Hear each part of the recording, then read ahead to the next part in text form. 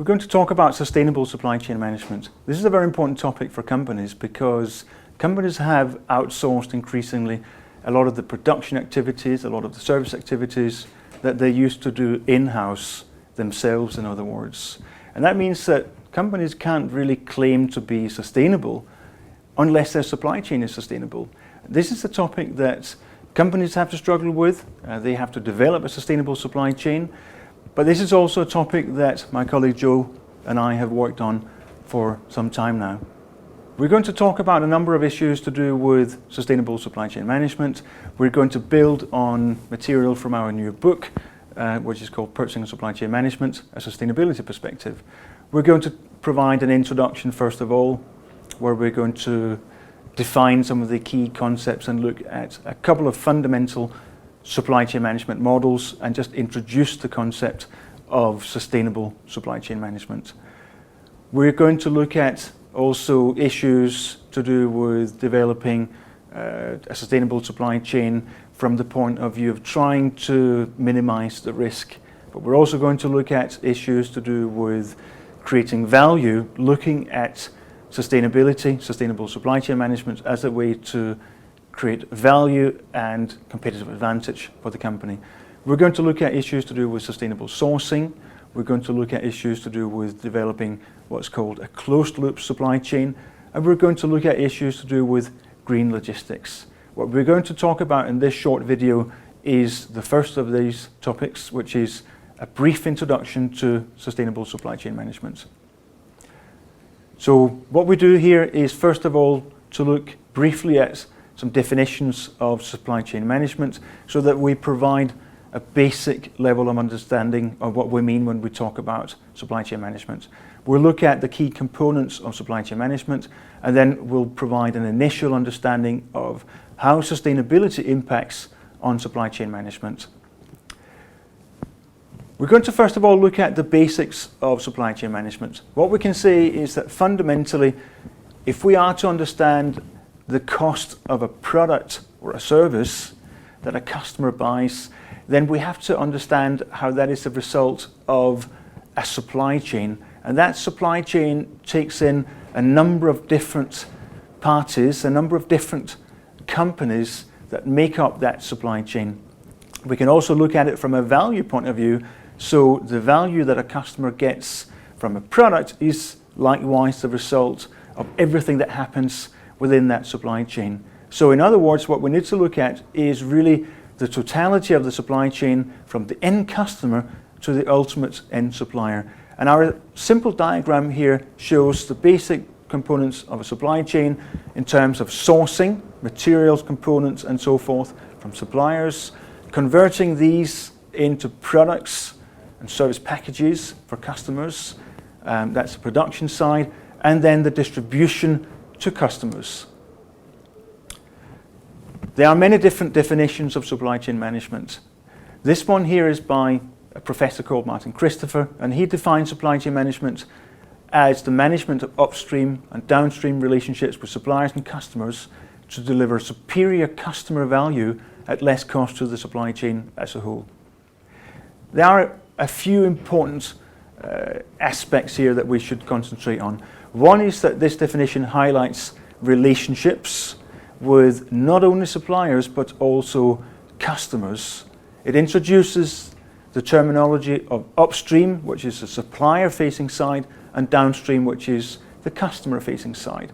And then this idea that what the whole supply chain should deliver is superior value to end customers. So that means better value than what competitors deliver to the customers at less cost to the supply chain as a whole. If we look at this diagram here, it shows what a supply chain might look like. We have a focal company, as we might call it, in the middle. So that might be a final product manufacturer. So think about, for example, a car manufacturer, think about a mobile phone manufacturer, and so on. Then we have the direct suppliers of components into these manufacturers. We call them first-tier suppliers. Those suppliers in turn that supply into the first-tier suppliers are called second-tier suppliers, and so forth. Likewise, on the customer and the distribution side, we can say that there are direct links and there are indirect links. First tier, second tier, and so forth. Of course, the reality is that very often supply chains are much more like complex networks. The links between the individual parties or actors within the supply chain are particularly important. It's about product and material flow, and it's about information exchange as well. And an important challenge in supply chain management traditionally is to make sure that all the parties within the supply chain achieve the same information, for example, about end customer demand. But sustainability is really a critical supply chain management challenge because, as I already briefly said at the beginning, companies these days outsource a lot of the production activities, a lot of service provision. In fact, a lot of companies don't do that many things in-house anymore. But what they really do is that they manage this supply chain. And that also means that if we have to understand sustainability, and if a company wants to become sustainable, they have to implement sustainability within its supply chain. I mentioned that supply chain management is very much about information exchange. It's about getting a flow of information right across the supply chain. Sustainability and developing a sustainable supply chain is also about that, but it's about achieving visibility or transparency about a lot of other things, these things that concern the sustainability practices, ethical issues, social issues, environmental issues within the supply chain. Joe? Okay, it's also very important to consider the structure of the supply chain, not in terms of just the forward flow of products and the flow of information in terms of demand, etc., but also more and more today the return flow of products back from end customers back to the source actually of production. So this model that we're showing here describes the fact that more and more today it's not a pure forward linear process, but one which has feedback loops within it as well. The other important point we're making here is that there are three very important drivers to sustainable supply chain management, originally coming from regulatory, legislative requirements relating to environmental standards, for pollution, etc., for how we deal with waste. But more and more today, companies are having to deal with exposure in their supply chain to risk. As Thomas already mentioned, where we have more and more visibility and transparency in the supply chain, not only is that controlled by companies, in some cases this can be out of their control as well, and therefore media may pick up on bad practices which are happening in your supply chain which you may not be aware of. Therefore there is a risk here to reputation and potentially risk of things like fines, and which therefore give you an additional cost within the supply chain that may not have been planned originally.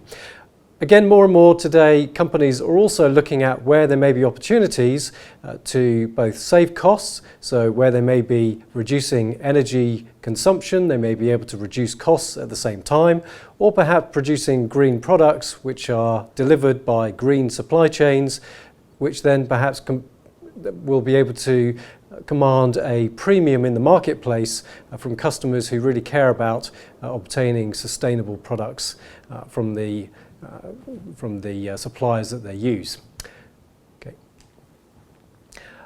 One very good example of this would be Nike.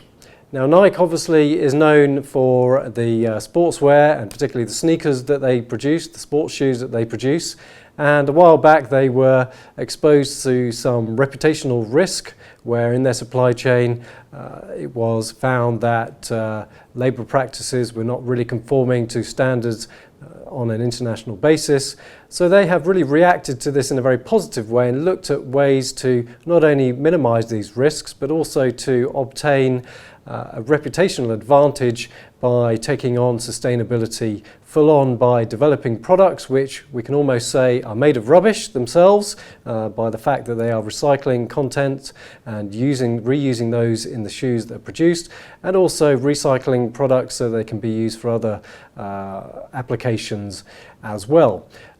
Nike has really taken this from a supply chain perspective, put in a lot of practices, a lot of monitoring practices to make sure that their suppliers meet social standards, but also practices relating to making sure that overall the product itself has a lower and lower footprint and impact on the environment. This really takes us to one of the biggest revolutions almost within supply chain management today, where we're seeing companies putting forward new designs of supply chains, again further and further away from the traditional linear forward flow supply chain that we showed you earlier to what we call a closed loop supply chain, where the materials that we use in manufacturing actually don't just come from the raw materials dug from the ground, from the other raw material sources traditionally found in supply chains, but also from the end products that are used and discarded at the end of their life. So as we said, there are legislative drivers behind this, but also there's an opportunity here for companies to look for ways to reduce cost and put forward products which are greener in terms of recycled content and more attractive for customers who are looking for sustainable products. So to conclude, we can say that supply chain management is looking at the whole chain from raw materials up to end customers, but also focusing on that return flow back to the raw materials and reusing products in the supply chain. It's really about maximizing the value and reducing cost and time, while at the same time trying to balance this with the imperatives of sustainability and looking at ways to achieve opportunities from a market perspective.